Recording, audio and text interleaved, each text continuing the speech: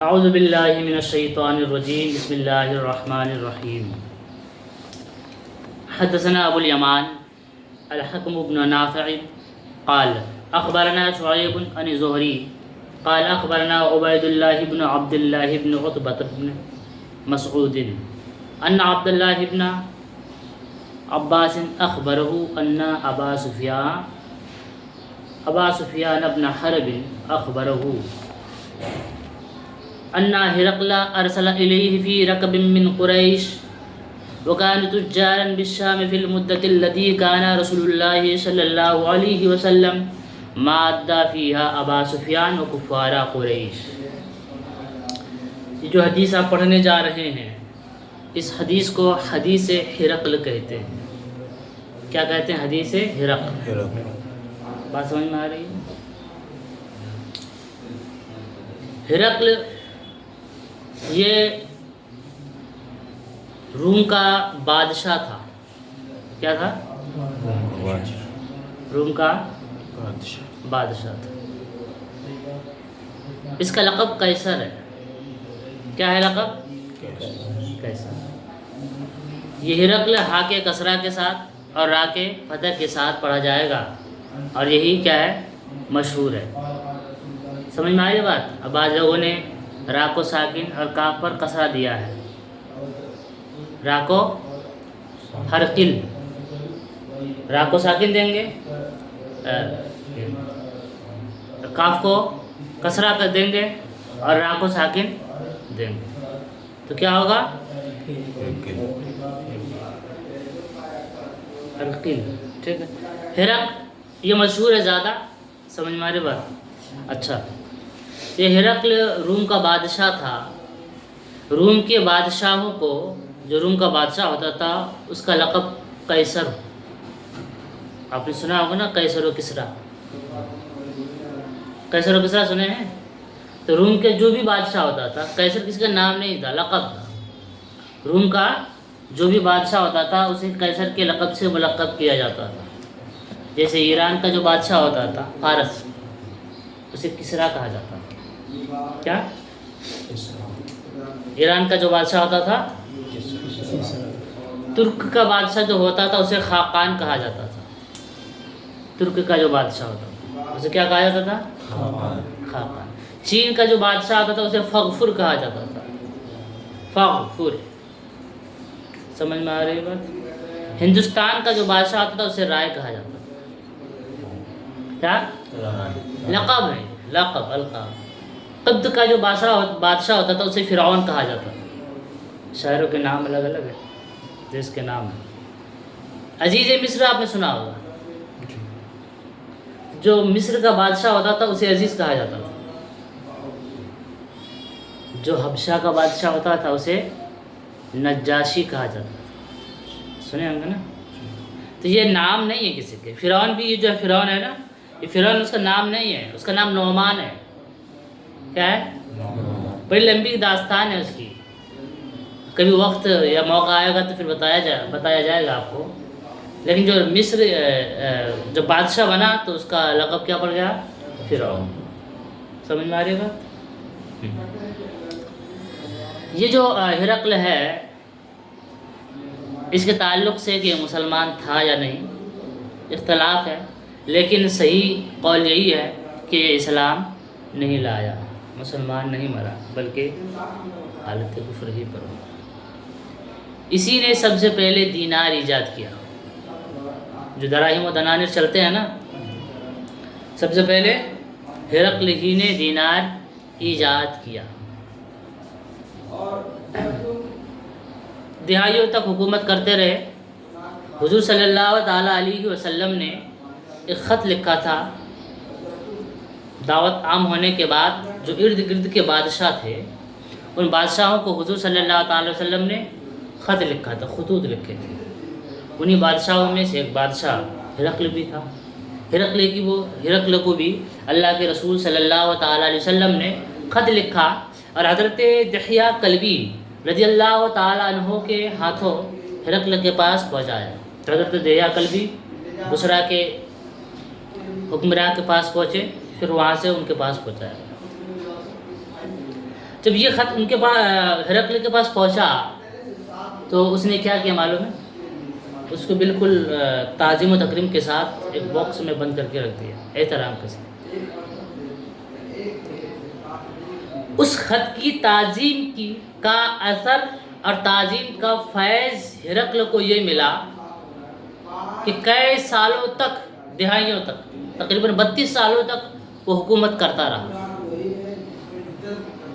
سمجھے؟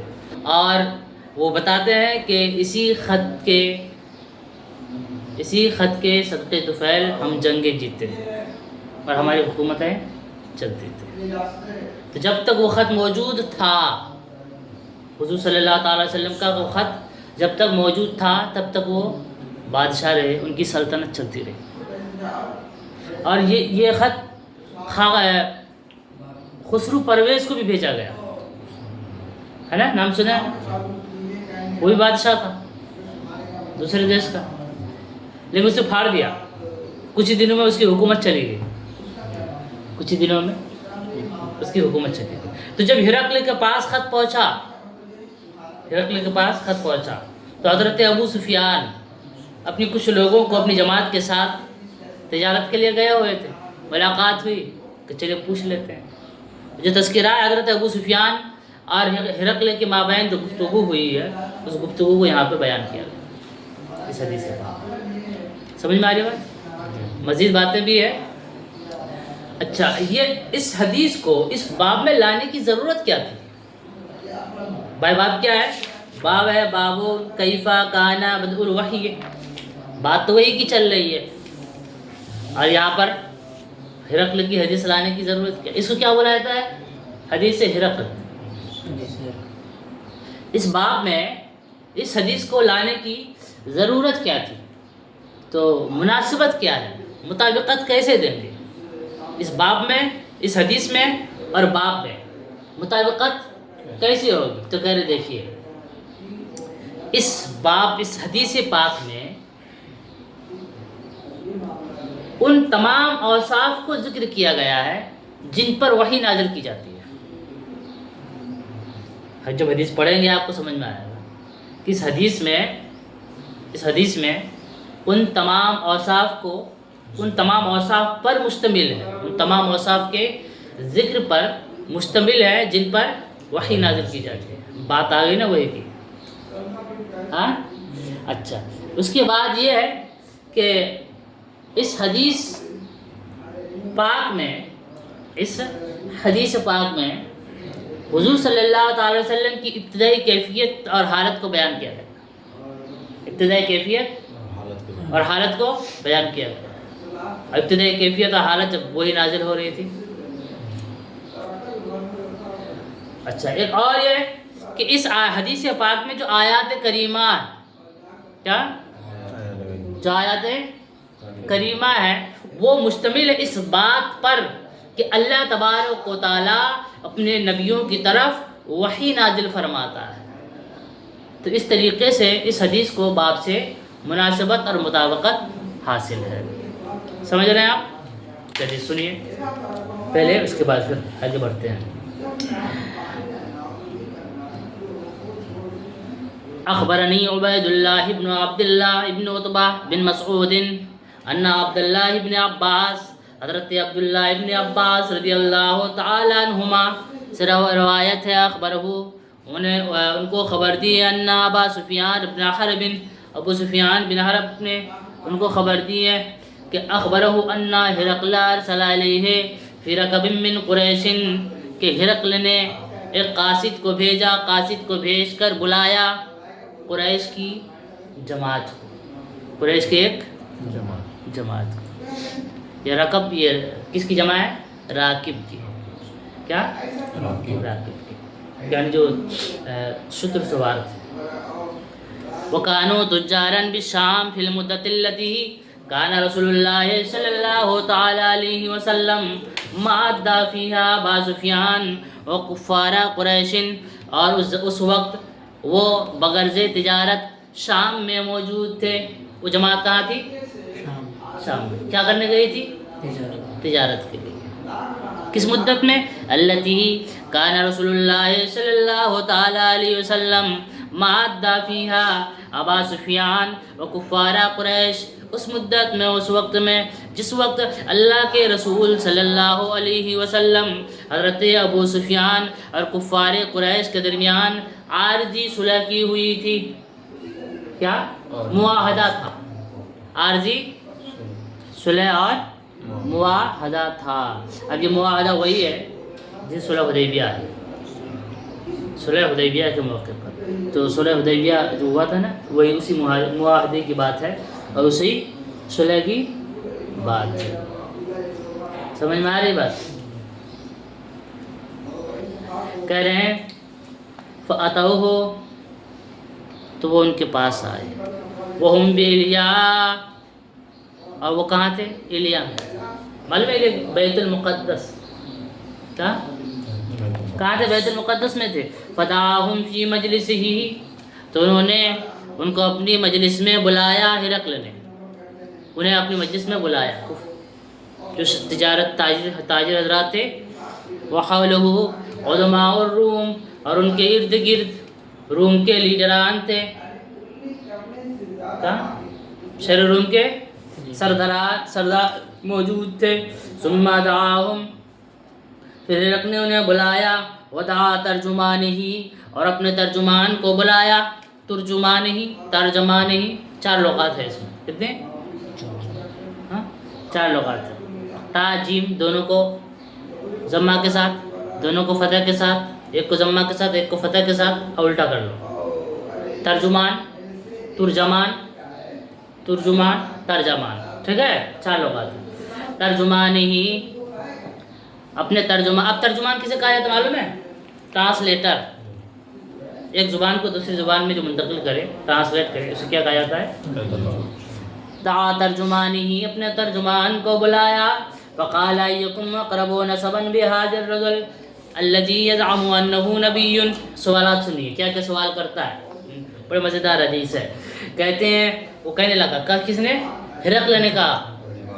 ہرقل نے کہا فقال ایکم اقرب نسبا بهذا الرجل، اس شخص کے نسب میں سب سے زیادہ قریب کون ہے؟ نسب کے اعتبار سے اس شخص سے سب سے زیادہ قریب کون ہے تم میں سے؟ الذی یزعم انہ نبی، جن کا یہ دعویٰ ہے کہ وہ نبی ہے. یعنی جن کا یہ دعویٰ ہے کہ وہ نبی ہے. تم جو یہاں پہ ہو تجارت کے لیے آئے، تم میں سب سے زیادہ قریبی رشتہ دار کون ہے؟ قریبی رشتہ دار کون ہے تم جو سب سے زیادہ نبی ہے؟ قال ابو سفیان، حضرت ابو سفیان نے کہا. فقلت، تو میں نے کہا، انا اقربهم نسبا، میں نسب کے اعتبار سے سب سے زیادہ میں قریب ہوں ان سے، ان لوگوں میں سب سے زیادہ قریب میں ہوں. فقال ادنوه منی، ہرقل نے کہا اسے میرے قریب کر دو. وقربوا اصحابہ، اور ان کے اصحاب کو ان کے قریب کر دو. ابو سفیان کو میرے قریب کر دو اور جو ان کو ان کے قریب کر دو. فجعلوہم عند ظہرہ، اور انہیں ان کے پیچھے کھڑا کر دو یا ان کے پیچھے بٹھا دو. سمجھ میں آ رہی بات؟ ان کے پیچھے. ثم قال لترجمانہ، پھر انہوں نے ہرقل نے اپنے ترجمان سے کہا، قل لہم، کہ تم ان سے ان لوگوں سے کہو، انی سائل ھذا عن ھذا الرجل، کہ میں اس شخص کے بارے میں، یعنی اس نبی کے بارے میں جنہوں نے نبوت کا دعویٰ کیا ہے، اس نبی کے بارے میں کچھ سوالات کرنے والا ہوں. فإن کذبنی، اگر یہ جھوٹ بولے. ابو سفیان اگر جھوٹ بولے، سچ سچ بتانا. مطلب پہلے ابو سفیان کو قریب کر لیے، اس کے بعد اس کے ساتھیوں سے کہہ رہے ہیں کہ اس شخص سے کچھ سوالات کرنے والا ہوں، اس شخص کے بارے میں جنہوں نے نبوت کا دعویٰ کیا ہے. اگر یہ جھوٹ بولے، فَقَدِّبُوهُ، تو تم لوگ بھی اسے جھٹلا دینا اگر یہ جھوٹ بولے. اب حضرت ابو سفیان کا قول سنیے. کہتے ہیں فواللہ لولا الحیاء من ان یاثروا علی کذبا لکذبت عنی عنہ. کہتے ہیں فواللہ، بخدا، خدا کی قسم، اگر اس بات کی شرم نہ ہوتی کہ لوگ مجھے جھوٹا کہیں گے یا میرے پیچھے جھوٹ کو نقل کریں گے، مجھے جھوٹا کہیں گے، لکذبت عنہ، تو میں ان کے بارے میں ضرور جھوٹ بولتا. یعنی مجھے اس بات کی شرم حیا تھی، خوف تھا کہ اگر میں جھوٹ بول دوں گا تو لوگ مجھے بعد میں کیا کہیں گے؟ جھوٹا کہیں گے. اسی وجہ سے میں جھوٹ نہیں بول سکتا. لیکن اگر جھوٹا نہیں کہتے لوگ تو کیا کرتے ہو؟ جھوٹ بولتے. سنیے آگے. ثم كان اول ما سألني عنه ان قال كيف نسبه. سب سے پہلی بات، سب سے پہلا سوال جو انہوں نے مجھ سے پوچھا تھا وہ یہ تھی ان قال کا كيف نسبه فيكم. تم لوگوں میں ان کا نسب کیسا ہے؟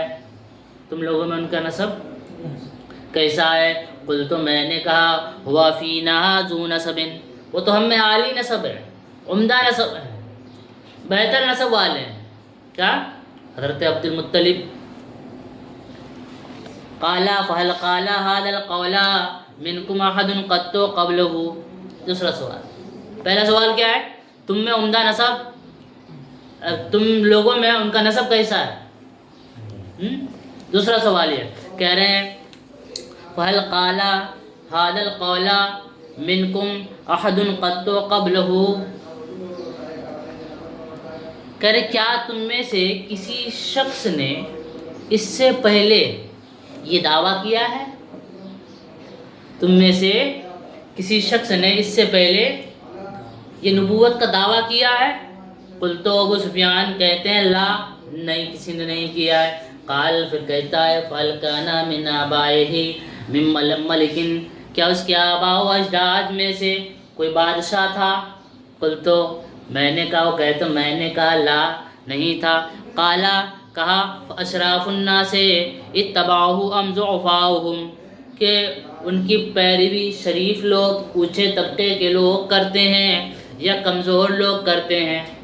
یعنی جو نبی ہیں جنہوں نے نبوت کا دعویٰ کیا ہے تو ان کی پیروی کون کرتے ہیں؟ اشراف لوگ، اونچے طبقے کے لوگ کرتے ہیں یا کمزور لوگ کرتے ہیں؟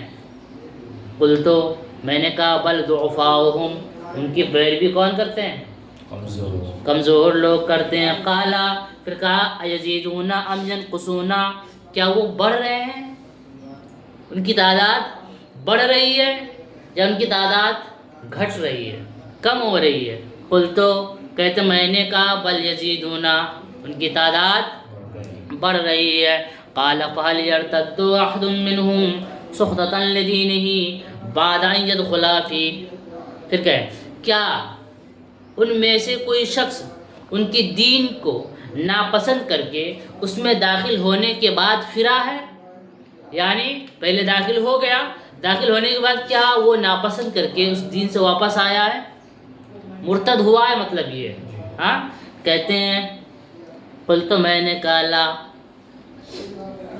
قالا پھر کہا فهل کنتم تتهمونه بالکذب قبل ان یقول ما قالا. کہ یہ نبوت کا دعویٰ کرنے سے پہلے کیا تم انہیں کذب سے متہم کرتے تھے؟ یعنی کیا تم جھوٹ کا تہمت باندھتے تھے جب نبوت کا دعویٰ نہیں کیے تھے؟ ظاہر سی بات ہے جب نبوت کا دعویٰ نہیں کیے تھے تو دشمن بھی لا کے امانت حضور کے پاس رکھتے تھے. ہاں کہہ رہے ہیں فَهَلْ كُنْتُمْ تَتَّهِمُونَهُ بِالْكِذْبِ قَبْلَ أَنْ يَقُولَ مَا قَالَ. قُلْتُ میں نے کہا لا. پھر کہا فَهَلْ يَقْدِرُ. کیا وہ عہد شکنی کرتے ہیں، وعدہ توڑتے ہیں، وعدہ خلافی کرتے ہیں؟ قُلْتُ میں نے کہا لا. وَنَحْنُ مِنْهُ فِي مُدَّةٍ لَا نَدْرِي مَا هُوَ فَاعِلٌ فِيهَا. قَالَ کہ نہیں وَنَحْنُ مِنْهُ مُدَّةٍ، اور ابھی ہم اور وہ ایک معاہدے میں ہیں، ان کی طرف سے ہم معاہدے میں ہیں، وہی صلح. لا ندری ما هو فاعل فیہا. ہمیں نہیں پتہ کہ اس میں وہ کیا کرنے والے ہیں. کسی نہ کسی طرح پہلو نکال لے ہیں، کسی نہ کسی طرح. ابھی تو کفر کی حالت میں تھے نا، وہ کفر کے کسی نہ کسی طرح پہلو نکالا جائے ان کے جھوٹ ہونے کا. اب دیکھیے جملہ دیکھیے کیا کہہ رہے ہیں. کہہ رہے ہیں کہ ہمارا ان سے معاہدہ ہے لیکن ہمیں نہیں پتہ کہ وہ معاہدہ باقی بھی رکھیں گے یا نہیں. مطلب اس کا یہی ہے ہاں لا ندری ما ہوا فاعل فیہا. ہمیں نہیں پتہ کہ اس معاہدے میں وہ کیا کرنے والے ہیں. قالا کہتے ہیں ولم تمکنی کلمۃ ادخل فیہا شیئا غیر ہذہ الکلمہ. کہہ رہے ہیں کہ مجھے ان کے خلاف اس بات کے کہنے کے علاوہ اور کوئی گنجائش ہی نہیں ملی. ان کے خلاف اس بات کے علاوہ کوئی اور گنجائش نہیں ملی، یعنی میں ان کے خلاف صرف اتنا ہی کہہ سکا، لا ندری ما ہوا فاعل فیہا، ہمیں نہیں پتا کہ اس معاہدے کو باقی رکھیں گے یا معاہدہ کو توڑ دیں گے۔ ظاہر سی بات ہے، معاہدہ اگر توڑ دیں گے حد شکنی ہوگی، حد شکنی جو کرے گا وہ نبی نہیں ہو سکتا۔ بات سمجھ میں آ رہی ہے؟ قالا، اب سنیے، کہتے ہیں ہرقل، فہل قاتلتموہ، کہ تم نے ان سے قتال کیا ہے، جنگ کی ہے؟ قلت نعم، میں نے کہا۔ قالا، کہتے فکیف کان قتالکم ایاہ، تو تمہارا ان سے جنگ کیسی رہی؟ تمہارا ان سے جنگ کی یعنی ہارے یا جیتے؟ قلت، کہتے ہیں الحرب بیننا و بینہ سجال، کہ ہمارے درمیان اور ان کے درمیان جنگ ایک کنویں کی ڈول کی طرح تھی، ینالو منا وننال منہ، کبھی وہ ہم سے حاصل کرتا کبھی ہم ان سے حاصل کرتے، کنویں کی ڈول کی طرح، کبھی ان کے پاس کبھی ان کے پاس، نکالتے ہیں نا پانی، تو کبھی وہ ہم سے حاصل کرتے اور کبھی یعنی کبھی ہم غالب آتے کبھی وہ غالب آتے۔ قالا، کہتے ہیں ماذا یأمرکم، وہ کس چیز کا حکم دیتے ہیں؟ وہ کس چیز کا حکم دیتے ہیں؟ قلت، میں نے کہا یقول اعبدوا اللہ وحدہ، وہ کہتے ہیں اللہ کی عبادت کرو،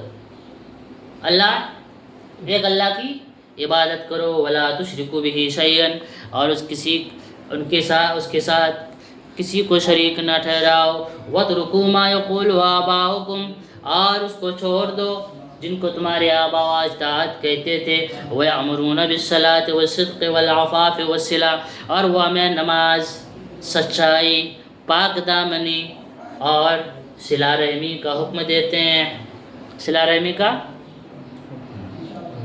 حکم دیتے ہیں۔ فقالا للترجمان، تو ترجمان سے کہا ہرقل نے، قل لہو، تم ان سے کہہ دو، سألتک عن نسبہ، اب یہاں سے جواب سنو، سوال کر لیا، اب سوال کرنے کا مقصد کیا تھا ہرقل کا؟ ہرقل نے جو سوالات کیے وہ سوال کے مقاصد کیا تھے؟ اب یہاں سے بتا رہے ہیں، کہنے دیکھو سب سے پہلے میں نے تم سے کس کے بارے میں پوچھا؟ نسب کے بارے میں، سب سے پہلے میں نے تم سے نسب کے بارے میں پوچھا، کہتے ہیں کہ اس سے کہہ دو سألتک عن نسبہ، میں نے ان کے نسب کے بارے میں پوچھا، فذکرتا، تو تم نے بتایا، انہ فیکم ذو نسب، کہ تم میں عالی نسب ہیں، تم میں وہ عالی نسب ہیں، کہ وَكَذَلِكَ الرُّسُلُ تُبْعَثُ فِي نَسْبِ قَوْمِهَا، کہ رسولان اعظام ایسے ہی اپنی قوم کے عمدہ نسب میں بھیجے جاتے ہیں، رسولان اعظام ایسے ہی اپنی قوم کے عمدہ نسب میں بھیجے جاتے ہیں۔ وَسَأَلْتُكَ هَلْ قَالَ أَحَدٌ مِّنكُمْ هَذَا الْقَوْلَ، فذكرتا، اور میں نے تم سے پوچھا کہ تم میں سے کسی شخص نے اس سے پہلے نبوت کا دعویٰ کیا ہے؟ تم میں سے کسی شخص نے اس طرح کی بات کہی ہے؟ فذکرتا، تو تم نے بتایا، اللہ نہیں کہی ہے۔ قلت، میں کہتا، لو کان عاد، اگر لو کان عاد قال هذا القول قبلہ، تو میں نے کہا اگر ان سے پہلے کوئی شخص اس طرح کی بات کرتا، لقلت، تو میں ضرور کہتا، رجل یأتسی بقول قیل قبلہ، کہ یہ شخص اسی قول کی اتباع کر رہا ہے، پیروی کر رہا ہے جو پہلے کہا گیا ہے، بولا گیا ہے، جو پہلے دعویٰ کیا گیا ہے اسی دعویٰ کی یہ پیروی کر رہا ہے۔ اگر اس سے پہلے کوئی کہتا، لیکن کوئی تو دعویٰ کیا ہی نہیں، کوئی دعویٰ کیا ہی نہیں ہے۔ وَسَأَلْتُكَ هَلْ كَانَ مِنْ آبَائِهِمْ مِنْ مَلِكٍ، اور میں نے پوچھا تم سے کیا ان کے آباء و اجداد میں کوئی بادشاہ تھا؟ فذکرتا، تو تم نے کیا بتایا؟ اللہ نہیں تھا۔ وقلت، میں نے کہا، وَلَوْ كَانَ مِنْ آبَائِهِمْ مِنْ مَلِكٍ، اگر ان کے آباء و اجداد میں سے کوئی بادشاہ ہوتا، قلت، تو میں کہتا، رجل یطلب ملک ابیہ، یہ اپنے باپ دادا کی بادشاہت کو طلب کرنے کے چکر میں اپنے باپ دادا کے بادشاہت کو طلب کرنا چاہتے ہیں۔ وسألتک، لیکن ان کے باپ دادا میں تو کوئی بادشاہ ہی نہیں تھے، تو لہذا یہ بھی نہیں کہا جا سکتا۔ وسألتک هل کنتم تتہمونہ بالکذب، اور میں نے پوچھا تم سے کیا قبل ان یقول ما قال، کہ اس دعویٰ سے پہلے، یہ قول کرنے سے پہلے کیا تم انہیں جھوٹ سے متہم کرتے تھے، جھوٹ کا ان پر تہمت باندھتے تھے؟ فذکرتا، انہوں نے کہا اللہ، ہم جھوٹ نہیں باندھتے تھے۔ فقط عارفو، تمہیں پہچان جان گیا، انہ لم یکن لیدل الکذب علی الناس ویکذب علی اللہ، میں جان گیا، پہچان گیا، یہ یقین حاصل ہو گیا کہ جو شخص لوگوں پر جھوٹ نہیں باندھتا وہ اللہ پر کیسے جھوٹ باندھے گا، جو لوگوں کے متعلق جھوٹ نہیں بولتا وہ اللہ کے بارے میں کیسے جھوٹ بولے گا۔ اس کا مطلب یہ ہے کہ وہ جو کہتے ہیں قولوا لا الہ الا اللہ محمد رسول اللہ، کہ سچ ہے۔ جو لوگوں کے بارے میں جھوٹ نہیں بولتا وہ اللہ تعالیٰ کے بارے میں کیسے جھوٹ بولے گا؟ ذہن حاضر ہے آپ کا؟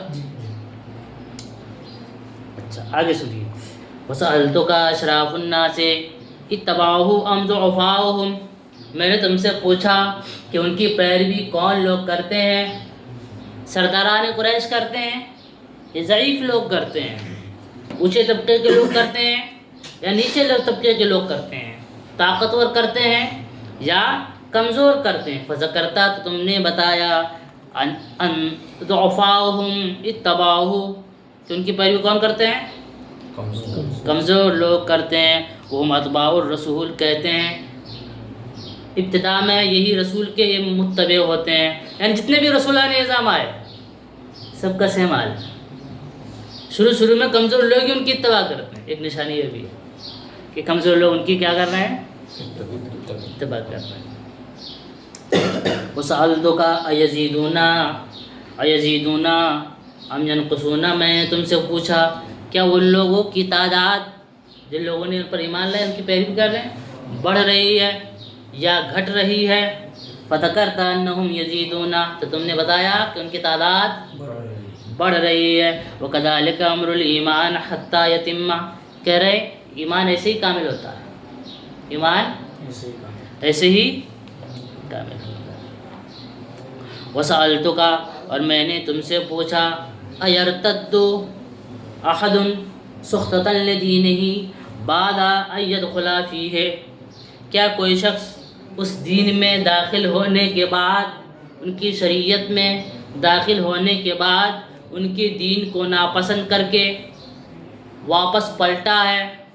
تم نے کیا کہا؟ فذکرتا، تم نے بتایا اللہ، کوئی نہیں پلٹا، نہیں۔ کذالک الایمان حین تخالط بشاشتہ القلوب، کرے ایسے ہی ایمان کامل ہوتا ہے کہ جب ایمان کی بشاشت دلوں میں رچ بس جائے پھر کوئی پلٹتا نہیں ہے۔ سمجھ میں آ رہی بات؟ وسألتک هل یقدر، میں نے تم سے پوچھا کیا وہ عہد شکنی کرتے ہیں؟ فذکرتا، تم نے بتایا اللہ، وہ عہد شکنی کہ کذالک الرسل لا تقدر، کہ رسولان نظام عہد شکنی، اس طرح جتنے بھی رسولان نظام وہ عہد شکنی رسول ہونے کی نشانی ہے۔ وسألتک بما یأمرکم، اور میں نے تم سے پوچھا کہ وہ کس چیز کا حکم دیتے ہیں؟ فذکرت انہ یأمرکم ان تعبدوا اللہ ولا تشرکوا بہ شیئا، تو تم نے بتایا کہ حکم دیتا ہے کہ اللہ کی عبادت کرو، اس کے ساتھ کسی کو شریک نہ ٹھہراؤ۔ وینہاکم عن عبادۃ الاوثان، بتوں کی عبادت سے روکتا ہے۔ ویأمرکم بالصلاۃ والصدق والعفاف، اور وہ نماز، سچائی اور پاک دامنی کا حکم دیتا ہے۔ اب سنیے کہ فإن کان ما تقول حقا، کہ جو تم کہہ رہے ہو، ابو سفیان سے ہرقل کہہ رہا ہے کہ جو تم کہہ رہے ہو، فإن کان ما تقول حقا، ما تقول حقا، اگر جو تم کہہ رہے ہو اگر وہ سچ ہے تو سنیے کیا کہہ رہے، فسیملک موضع قدمی ہاتین، تو میرے ان دو قدموں کی زمین کے مالک ہوں گے عنقریب۔ وہ کہاں ہے؟ روم میں۔ جو تم کہہ رہے ہو اگر ایسا حقیقت میں ہے تو عنقریب وہ میرے قدم کے نیچے جو زمین ہے اس زمین کا مالک ہوگا۔ وقد كنت اعلم، اور مجھے تو پہلے سے پتا تھا، انه خارج، کہ نبی ظاہر ہونے والے ہیں، میں جانتا تھا نبی ظاہر ہونے والے ہیں۔ ہاں یہ نہیں جانتا تھا ولم اکن اظن انہ منکم، لیکن یہ خیال نہیں تھا مجھے کہ تم ہی میں سے ہوں گے۔ اتنا جانتا تھا کہ آخری نبی آنے والے ہیں، لیکن یہ خیال نہیں تھا کہ وہ نبی تم ہی میں سے ہوں گے۔ انہ منکم ولو انی اعلم انی اخلص الیہ، کاش میں ان تک پہنچ سکتا، کاش میں ان تک پہنچ سکتا، لتجسمت لقاؤہ، تو میں ان کی ملاقات کی مشقت کو ضرور برداشت کرتا، میں ان کی ملاقات کی مشقت کو فلو انی عالم، اگر مجھے معلوم، کاش مجھے معلوم ہوتا ہے، مجھے معلوم ہوتا کہ میں ان تک پہنچ سکوں تو میں ان کی ملاقات کی مشقت کو ضرور برداشت کرتا۔ اب آگے سنیے، جملہ سنیے، ہاں ابھی دیکھا نہیں ہے، دیکھا نہیں ہے، کیا کہہ رہا ہے؟ وَلَوْ كُنْتُ عِنْدَهُ، اگر میں ان کے پاس ہوتا، لَغَسَلْتُ عَنْ قَدْمَيْهِ، تو ان کے دونوں قدموں کو دھوتا۔ ہر کوئی فدا ہے بن دیکھے، دیدار کا عالم کیا ہوگا، ہاں؟ وَلَوْ كُنْتُ عِنْدَهُ، اگر میں ان کے پاس ہوتا، لَغَسَلْتُ عَنْ قَدْمَيْهِ، تو میں کیا کرتا؟ ان کے قدموں کو، ان کے پاؤں کو دھوتا۔ جس کے تلو کا دھون ہے آب حیات، ہے وہ جانے مسیحا ہمارا نبی۔ ثم دعا بکتاب رسول اللہ صلی اللہ تعالی علیہ وسلم الذی بعث بہ مادحیۃ القلب الی عظیم بصرا، کہ پھر ہرقل جب یہ تمام سوالات اور جوابات ہرقل کے مکمل ہو گئے، اور انہوں نے بتا دیا کہ نبی وہی ہے، کیا؟ کاش میں ان تک پہنچ سکتا تھا، اگر میں ان تک پہنچتا تو میں ان کے پاؤں کو دھوتا۔ سمجھ میں آ رہی بات؟